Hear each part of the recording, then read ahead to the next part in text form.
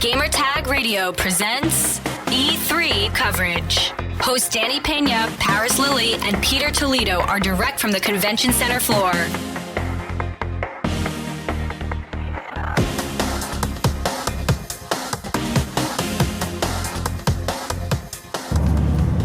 Hello everyone, my name is Matt. I am a gameplay scripter at Larian Studios, and I have one quick question for you guys. Do you want to go on an adventure today? Yeah, okay. See some dragons, maybe some elves, some other stuff. All right, let's jump into Divinity Original Sin 2 Definitive Edition.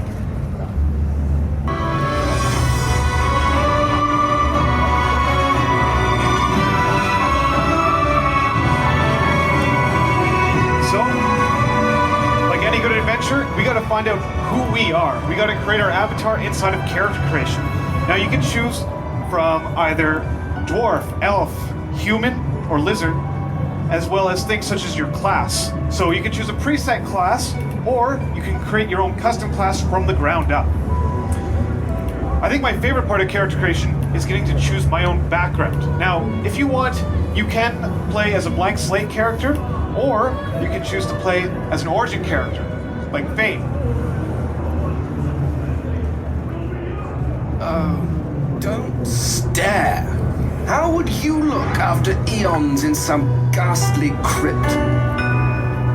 Your people are rather prone to death. Mine are not. Yet when I emerged from my completely unjustified imprisonment, I found them gone. Our culture forgotten. Any trace of the world I knew all but obliterated. I must even hide my true face beneath an ever-shifting mask for fear you savages will attack me. That is how I wander this strange world, trying to uncover the truth about a history you primitive people never even knew existed.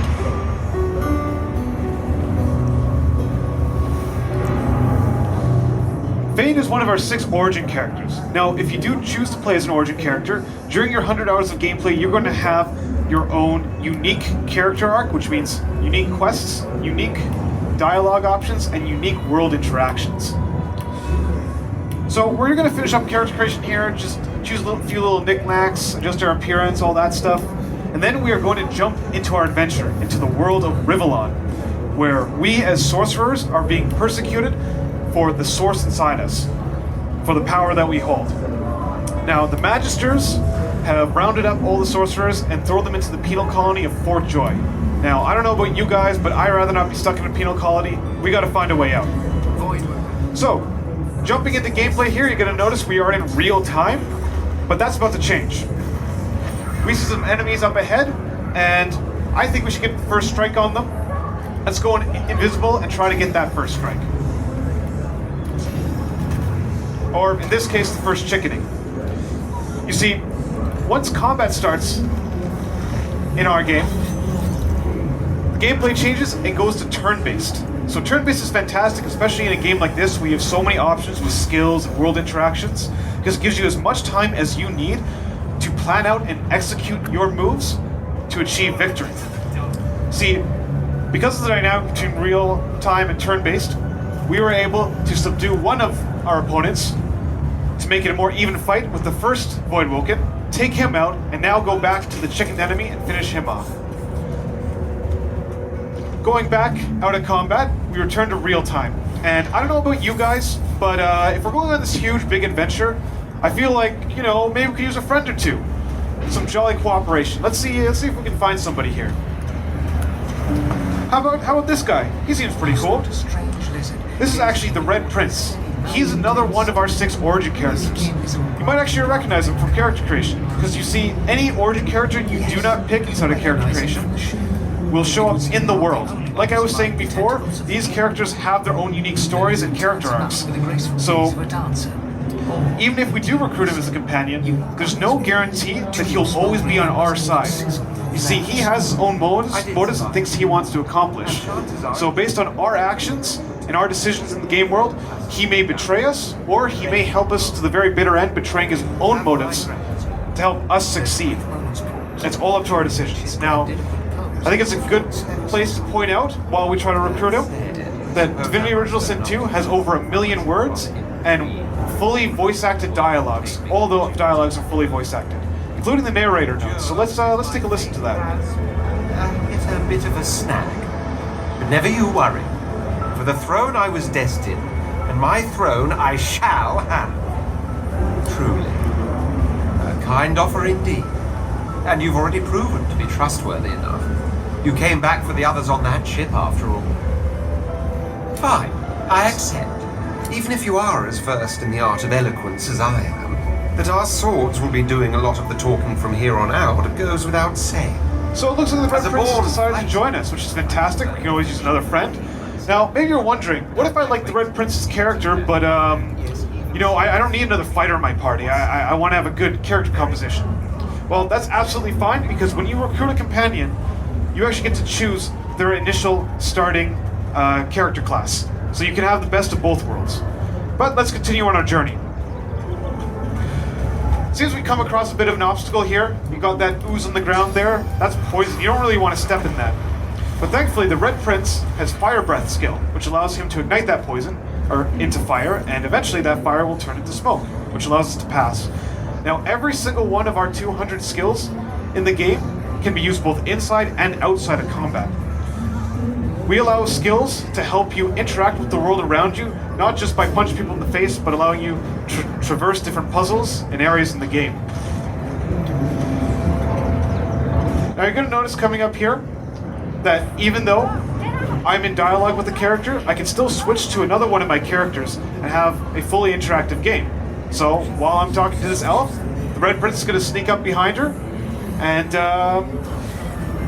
take a few things from her. You know, I mean, we need to gear up, we need a weapon, some armor, all that, so I'm sure she won't mind too much.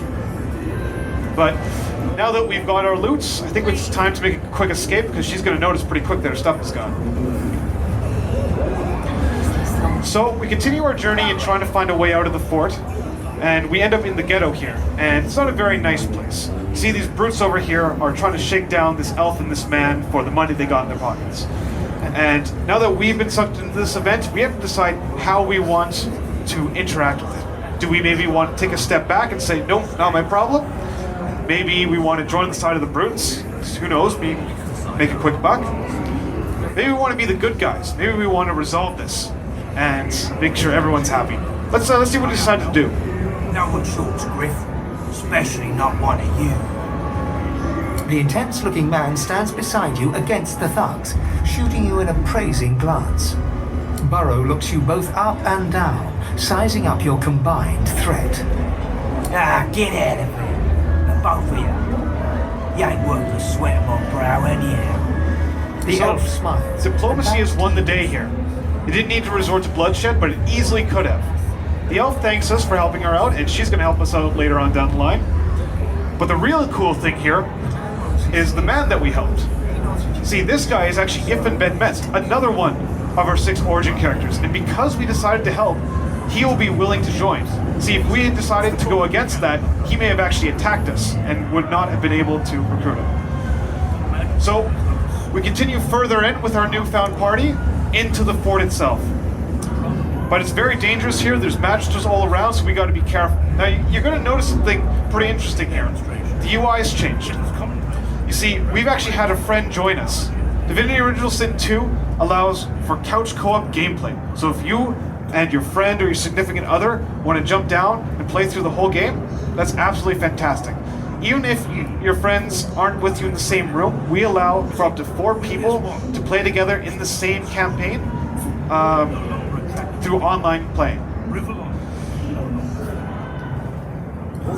And it's a good thing that we have our friend with us here, because while we talk to this Magister, we're going to have Ethan sneak around the other way to try to get into a better position in case this goes south, in case we jump into combat. So Ethan will have the perfect tactical position. See, you're always able to manipulate the game a little bit by taking advantage of all your characters at the same time. And it's a good thing that we did, because the Magisters didn't seem to like what we found out. You see, we found out that they have been taking all the prisoners in Fort Joy and turning them into these horrific beasts called silent monks. Now, I don't know about you, that doesn't sound like a very good proposition to me, and unfortunately, they don't really want us to leave with that secret. So we gotta go into combat. But it's a good point to talk about some of the cool things we have in combat here. You're actually gonna notice that we have 3 different health bars on our screen for each of our characters. Wonder what those do. Well, first off, you have the red health bar. That is, well, your health. Once that goes to 0, you're dead. The next one is the blue health bar. That's your magical armor. See, that blocks all incoming magical attacks and status effects and prevents them from hitting your health. For example, if somebody were to shoot a lightning bolt at me, my magical armor would protect me from that. Now, normally, if someone shot with a lightning bolt, I didn't have any magical armor, I would be stunned. But if I still had some magical armor remaining, it would block the stun effect. So it's very important to keep your magical armor up, otherwise you're very vulnerable. On the opposite end, you have the gray bar there. That's your physical armor, and that protects you from both physical attacks and physical ailments, such as getting knocked down. Similar to this Magister here, you see she has no physical armor. The Red Prince is going to use Battle Stop, and she gets knocked down, which means she has to skip her next turn. And it seems like we're doing pretty well in this combat here. We're kind of owning these Magisters, huh? But we've kind of made a bit of a mess on the ground. You see all these cool different surfaces on the ground here. You got some ooze that's poison. You got some ice and some oil. All the surfaces in our game are completely systemic and interact with our skills and each other. So, for example, if I were to put fire on oil, well, that makes a bit of an explosion, makes more fire. Well, what if I put fire onto ice, like we're about to do here?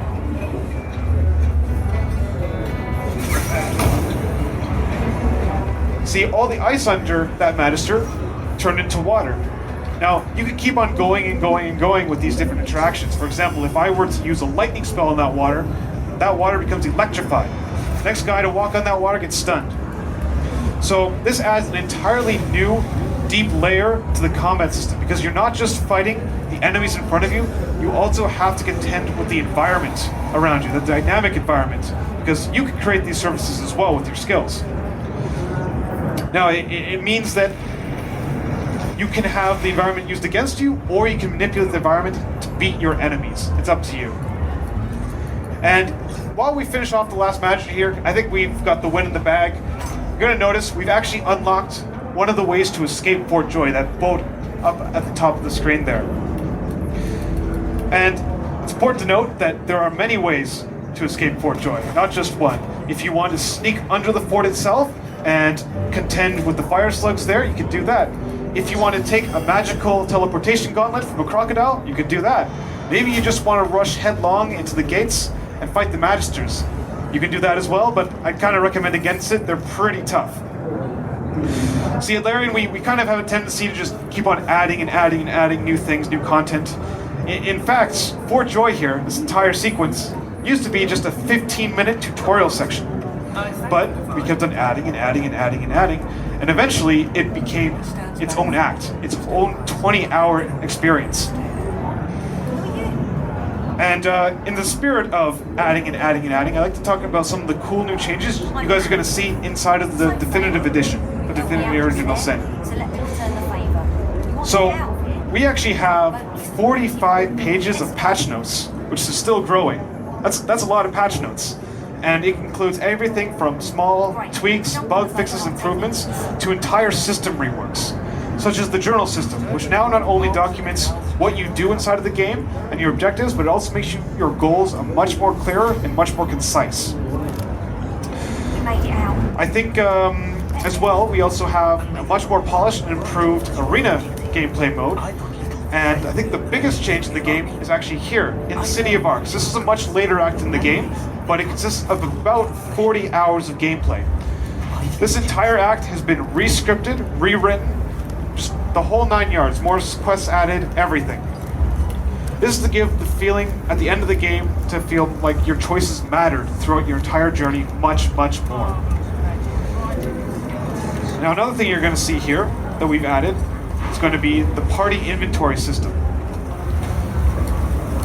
party inventory system makes it much easier for you guys, whenever you pick something up, to more easily distribute it to your characters, especially in multiplayer.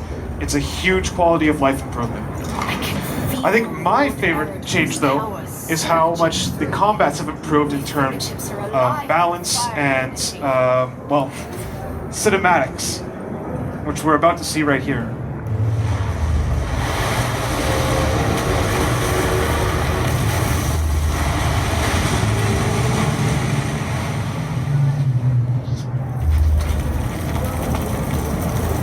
Is that the Lord's Red? What's left?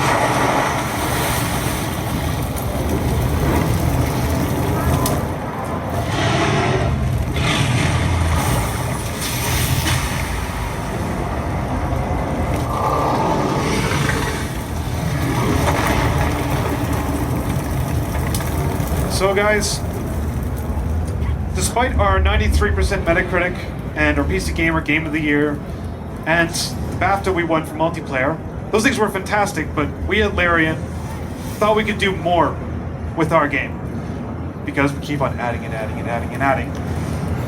We really wanted to make the best Divinity we could, so we took your criticism, your feedback, added the things that we couldn't get to in the original dev cycle, the things we wanted to just make better, and we created the best version, the Definitive Edition. Guys, this is going to be out for Xbox One, PS4, and PC August 31st. Thank you very much for your time. Send us your feedback or questions. Give us a call at 786-273-7GTR. Email us at fanmail@gamertagradio.com or leave a message on speakpipe.com/gamertagradio.